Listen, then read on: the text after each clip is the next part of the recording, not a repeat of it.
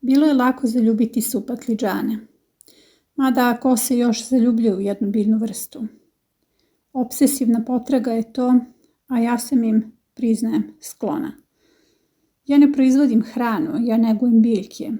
Uživam u njihovom rastu, komunikaciji, bojama plodova. Hranu proizvode same biljke, kao najveći hranitelji na planeti. Dužina života zavisi od momenata u kojima nam je duša na prajskom sopstva naišla, u prizorima, emocijama i trenucima. Ja to doživljavam svaki dan sa svojim biljkama, ali danas je o patliđanima reč. 102 sorte u kolekciji su sasvim dovoljne za jako dug život. Patliđani su veliki učitelji iznad svega svojeglave biljke. Upravo zbog njihove svojeglavosti, a mog iskustva s njima, u ovoj epizodi ću vam pokazati kako izdvojiti seme patliđana i kako doći do semena sa 100% klijavošću. Najčešće pitanje koje mi se postavlja je vezano za izdvajanje semena patliđana. Ujedno, najveće greške i nastaju kod izdvajanja semena, jer tek od setve shvatite da je seme loše ili nikakve klijavosti.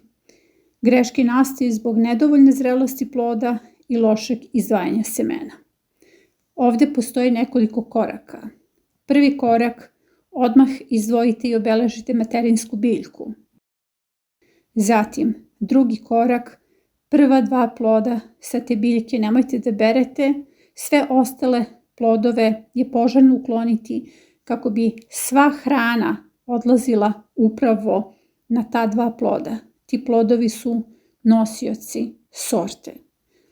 Ti plodovi, kao korak 3, ostaju do kraja vegetacije, najčešće čak do prvog mraza.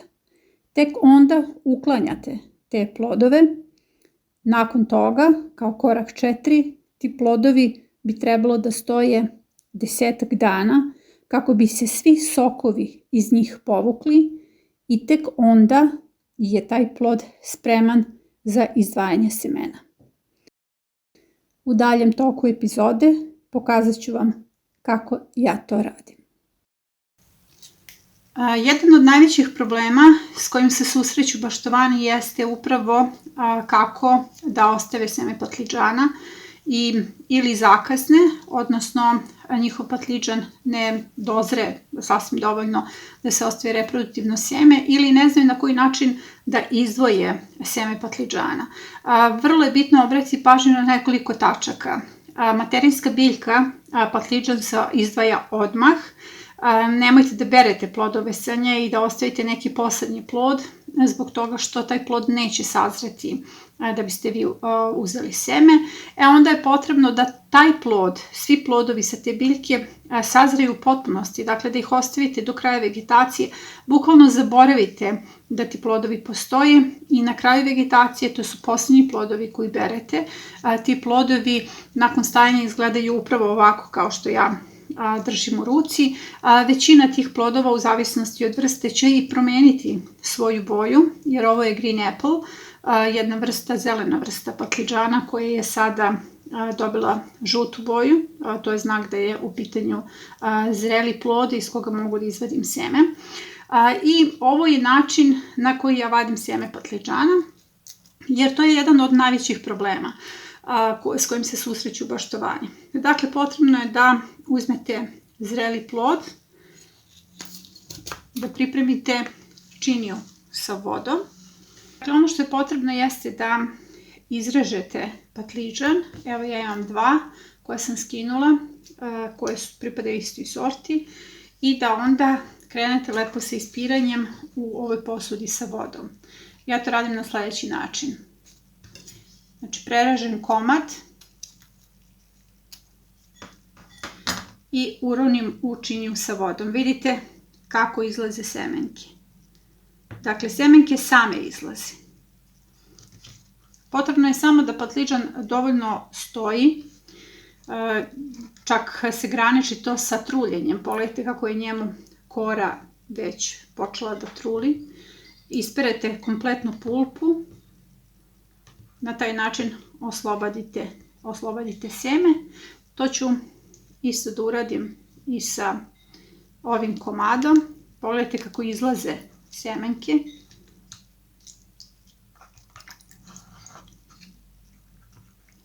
Znači samo se ispire.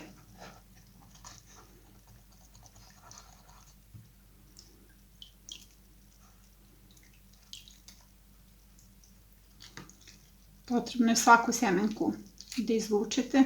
Evo, meni je ostalo još. Ovo je najefikasniji način izvlačenja semena patliđana zato što je to prilično komplikovano baštovanjima, s obzirom da imam veliku kolekciju patliđana. Savladala sam ovu tehniku koja mi je najlakša. Evo sad izvlačim dodatno seme. To ću uraditi i sa ovim patliđanom. Dakle, samo uronite i ispirite.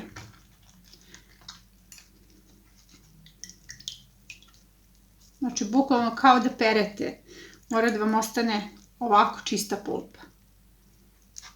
Znači, samo trljate da izađe svako seme i ostaće vam bukvalno isprana pulpa. Sada kada ste to uradili, ovo seme, odnosno kompletna ova činija, će ići na fermentaciju 3 dana. Nakon toga radimo ispiranje semena. Nekoliko dana nakon fermentacije imamo ovakvu situaciju. Seme se nalazi na dnu. Evo, kao što vidite, seme koje je kvalitetno spustilo se na dno i sada je potrebno ovo procijediti. Prvo ću ja sve ovo što se nalazi na površini da izlijem. Evo, trudim se da što manje semena izlijem. Sve ono što se nalazi na vrhu nije kvalitetno. Sad smo došli do pulpe. Nakon toga idemo sa sitom.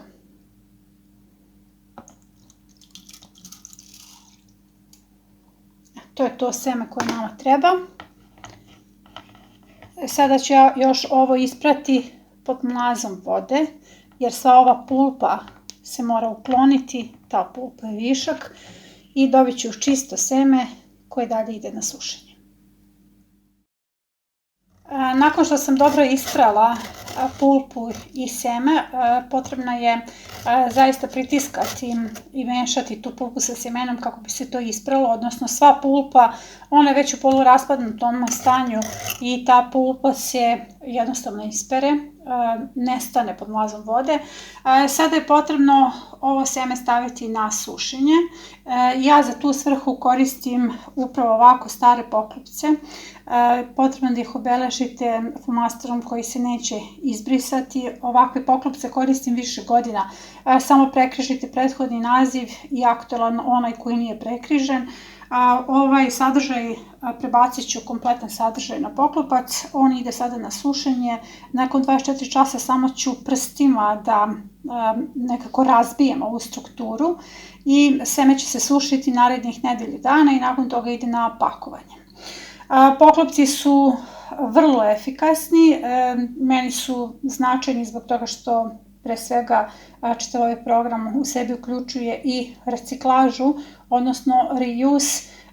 Inače, tokom i pripreme sadnog materijala koristimo različite materijale koji su već upotrebljeni. A ono što ću sada da vam pokažem jeste test klijavosti koji ću uraditi.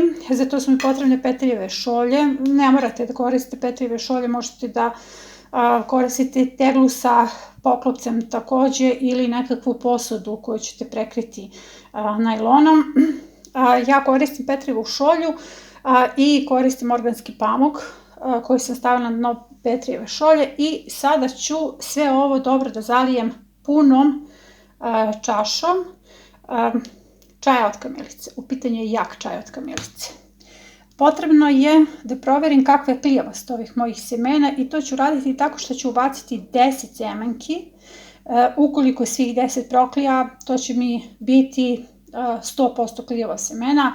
ukoliko proklija 8-80%, dakle samo je bitno da ih rasporedite. Evo, ja sam stavila 2, 3, 4, pre sušenja moram da ih razdvojim, evo i ovde su mi spojene, znači 2, 4, 6, 8, još 2. Eto ga, još 2, razdvojit ću malo. Ja na ovaj način radim test klijavosti, s obzirom da je kamilica sama po sebi koristi se kao aktivator, odnosno u pitanju su kupke za semena koje su najčešće od kamilice. I sada ću ovo da prekrijem i sve ovo ide na vrh nekog ormara. Naravno, ja ovdje govorim isključivo o tim uslovima koje imate u stanu. Dakle, vi ne možete imati profesionalne uslove, ali možete imati onakve kakve imate, a to su vrhovi ormara gdje je vazduh uvek topli. Očekuje se, nakon 12 dana se očekuju prvi rezultati. I 4 nedelje je prošlo, stavila sam 10 semenki na test klijavosti. Test klijavosti je pokazao 100% klijavost semena. Ono što u ovoj epizodi želim da vam pokažem jeste kako da izdvojite materinske biljke, da ih negujete i da dođete do vlastitog semena patliđana koji pokazuje 100% klijavost. Sada ću ove biljke lagano da prebacim u supstrat. Na koji način se sade ovako naklijane biljke vidjet ćete u daljem toku epizode. Naravno, negovat ću ih tokom januara i februara, kao i svaka biljka koja sada spava, ona će usporeno da napreduje, ali će razviti jako dobar koren i ove će biljke ovako rano posejane i posađene da daju veliku količinu plodova, odnosno svoj maksimum. Evo, pogledajte, svaka semenka je klijala.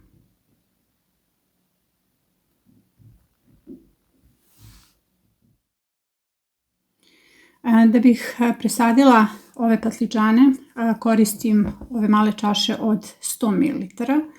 Razlog je jer patliđani vole da se presađuju više puta i ukoliko ste u mogućnosti, a ja jesam, jer sam ranije krenula sa setvom, ja ću ih 2 puta presaditi, jer kada ih izvadite malim, podrežete koren i na taj način stimulišete bujni rast korena, imat ćete kvalitetnu biljku, jer patliđani su vrlo zahtjevne biljke i uspeh u proizvodnji zavisi upravo od kvaliteta korenskog sistema. Dakle, mozak biljke je u samom korenu.